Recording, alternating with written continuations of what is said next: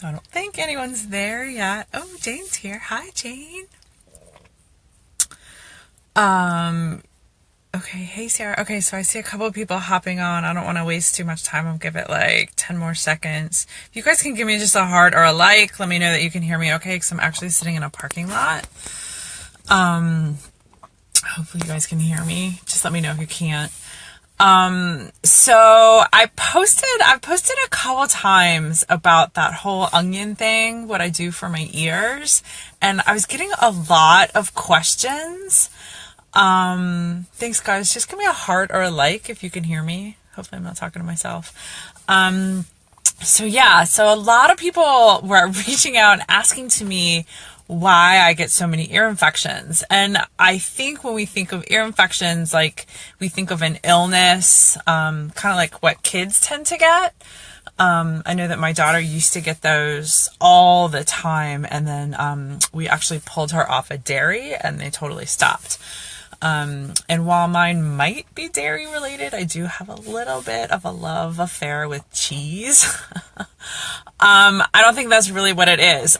For me, I think it's actually, I believe, I could be wrong, that it's connected with the whole breast implant illness thing. I would say probably 5 years ago, maybe 6 now, I started getting this really bad itching in my ear. And you guys, like, I'm going to be honest, I have addiction to Q-tips. Like, I literally have to take them out of my house because I can't help myself. My ears itch. And so what I have a tendency to do is shove this Q-tip in. And I know it's bad. But I shove these Q-tips in my ear to, like, itch where I can't scratch. And it's not good for you, obviously. And so that's what ends up, like, I think I end up, like, damaging something in my ear. And, this is gross, sorry. But you also, like, end up, like, shoving all the wax or whatever's going on in the ear down into your eardrum, which then blocks my eardrum, and then I lose my hearing. So it's this horrible cycle of itchy. I've been diagnosed with 2 different things. I've seen so many doctors and tried so many different things. For a long time, they told me I had candida in my ears. So I went on all these crazy, like, candida protocols trying to fix it. Nothing worked. And, like, they did the blood test, and the blood test showed that I did not have candida. But then they cultured the ear, and it came back that it was candida. But then I finally broke down and I went to an ENT, which is, I'm sitting in the parking lot of the ENT now. And he said, no, like, I don't have systemic candida. He said, everyone has candida in your ear. So I don't know what's going on with me. I don't know which doctor's right. All I know is he said it's eczema in my ear, which, yes, that could be related to candida or, dairy. I don't know. But long story short is I get this crazy, like, rash in my ear that itches, and it produces a lot of gross stuff.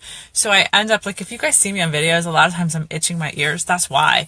And then I get in this habit of shoving Q-tips down in there, which clogs it and irritates it, and that's what leads to the pain and the infection. So I actually, and I've tried everything, you guys. Like, if you drop me your, like, ear tricks if you want, but I have tried essential oils, I have tried ear candling, I've tried the chiropractor, I've tried elimination diets for candida, I've tried going off dairy, I already am gluten-free, I've tried no sugar, I've tried like the candida diet of, like, no fruit.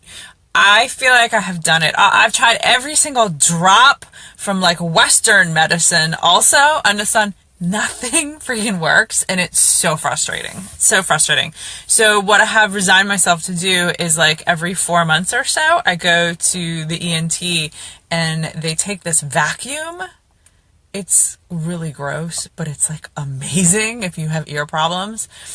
There's anyone out there that gets, like, a lot of buildup with wax or you lose your hearing, they take this tiny little vacuum and they suction it all out, and it's really gross because you can hear all the stuff coming up and it makes you kind of dizzy. but it's amazing, and I can hear again. And we're getting ready to leave on Sunday for 2 weeks. We're doing a road trip, and I was like, I cannot go down there. I get so grumpy because I can't hear. So people are talking to me and I can't hear you, which, can you imagine having 3 kids and they're like all talking at you all at once, and you like can't hear them? And I'm like, what? So it's fixed. I can hear again, and I'm very excited. So, that's my scoop, you guys. Like, the ear infections have nothing to do with me having low immunity or anything like that. It's whatever, I guess, systemic issue, inflammation, something that I do believe is left over from the breast implant illness. I definitely still have some work to do there. I have some gut healing to do. So I'm definitely going to be working on like all of that stuff and kind of my own immune boosting protocol when we get back from the beach. I don't know if you guys have seen, but I am hosting that free immunity boosting group that starts on Monday. It can be for kids or adults. If you don't have kids, it's totally cool. Feel free to jump in it. Let me know. You can drop a comment here and say you want in. It's open to everybody. So if you have a friend, please feel free to share this video, invite them. It's a really cool group. We'll be, be giving like 2 or 3 tips a day, probably for 5 or 6 days.